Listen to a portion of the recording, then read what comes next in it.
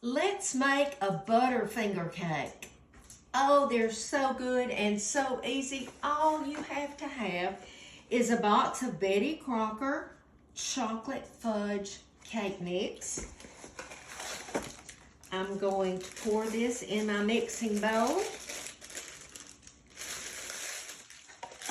And I'm going to go over the directions on the back to start with.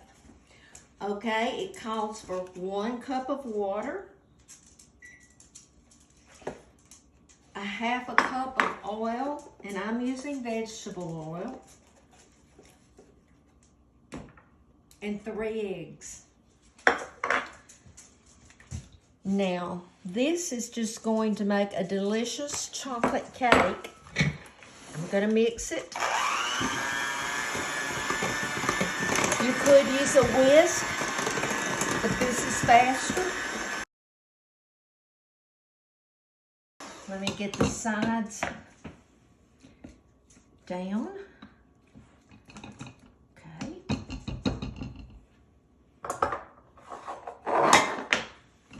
Just a little bit more. The box says if you don't use a mixer to beat it by hand for 2 minutes. So I just get out my hand mixer and it doesn't take as long. All right.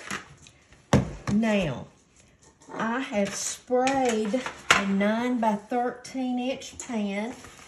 And normally, if I was going to make this for Harold and me, I would use a 9 by 13 inch glass dish. But I'm going to take this somewhere. I have sprayed it with some paint, and I'm just going to pour this in the bottom.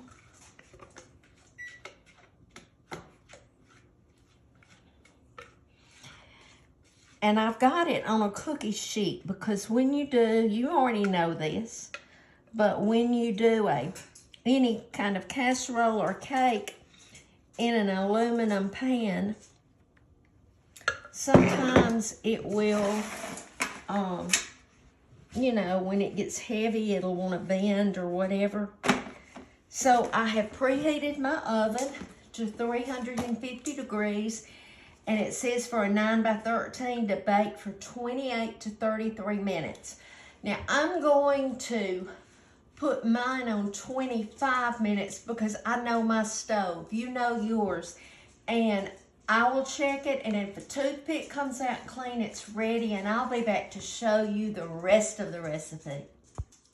I let the cake bake for 25 minutes. That's why it's so important for you to check your own oven. And I stuck a toothpick in it in several places, and it came out clean. So what I'm going to do now is I'm going to take a wooden spoon, and I'm just going to go along. And I'm poking holes with my wooden spoon, just all throughout the cake.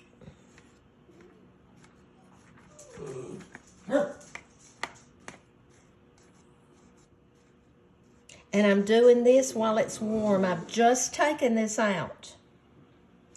And the reason I want to do it while it's warm is I'm going to pour some sweetened condensed milk over it, and because the cake is warm, it's going to spread very easily. Scout, y'all know he thinks he gets to eat when I get on here.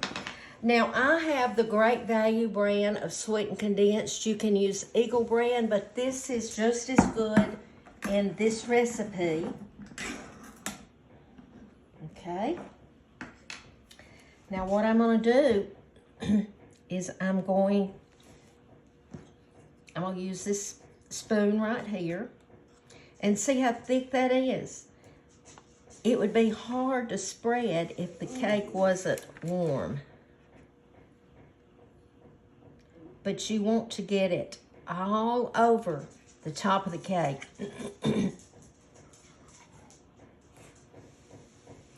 And you see it's going in the little holes that I made with the end of this spoon. And that means that every person that gets a piece of this cake is going to get some of this goodness down in their piece.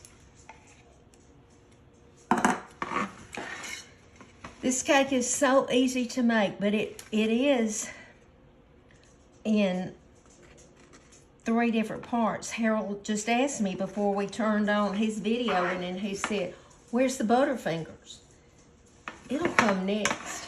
Now, I'm spreading this on the cake while it's warm. So, I'm going to put this cake in my refrigerator because it needs to be cold when I do the next step. And like I said, I'm going to take this somewhere, and I want it completely made in the next 2 hours. Okay, see how I got a little bit of that milk, kinda. But that's good. That's gonna be so good. All right, now this is covered all of this Betty Crocker chocolate cake, and I didn't need this. I'm not gonna mess it up. Okay. So I'm gonna put this in the refrigerator for, let's say, 45 minutes. It'll be cool, and then I'll be back to finish it.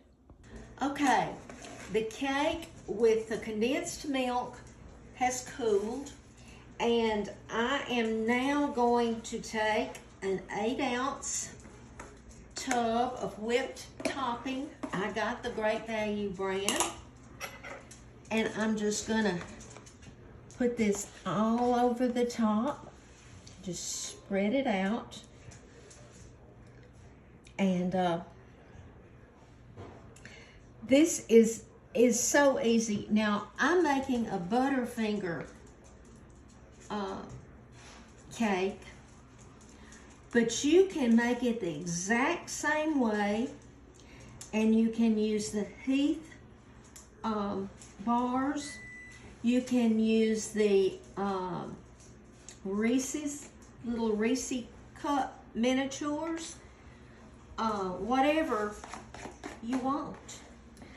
But we love the Butterfinger. How many of you have ever saved these to put leftovers in? My mama sure did. Except, I don't know that it was Butterfinger. She would use, I don't know if it was Cool Whip. She would use butter containers. And you'd get it out thinking you had some butter and open it up and then have turnip grains in it. But anyway, now I buy a pack of the miniature Butterfingers because we'll have a few to eat later. But what I've done, I've already smushed these with a spoon. You're gonna hear something beeping every once in a while. We started the dishwasher, and I told Harold it's better to hear it beep than to hear it running. But let me show you how I do this. This one hasn't been smushed, and I'm gonna put it on here so it's not noisy. I just take a wooden spoon or whatever and do it that way. But then you're just going to put this all over.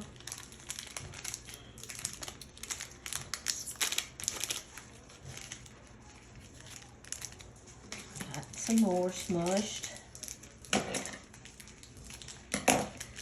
And then we're going to put this back in the refrigerator till time to eat it. But if you like Butterfingers, you're going to love this. Don't you like it, Harold? If it's as good as a Butterfinger Blizzard, I will. You've had this. I know. His favorite Blizzard is Butterfinger Blizzard. I'll tell you, you probably won't see this today. I mean, I'll send this to Angela and she'll have to upload it. But the reason I'm making this is we're all going to Miss Annie and Daryl's house tonight, and we're just gonna have snack foods. I think I'm gonna do one more. More's better. And I thought, well, what do you want me to bring? And without hesitation, Annie said, bring that cake you brought when we moved into our house. And I thought, well, that's the easiest cake in the world to bring. But it's going to be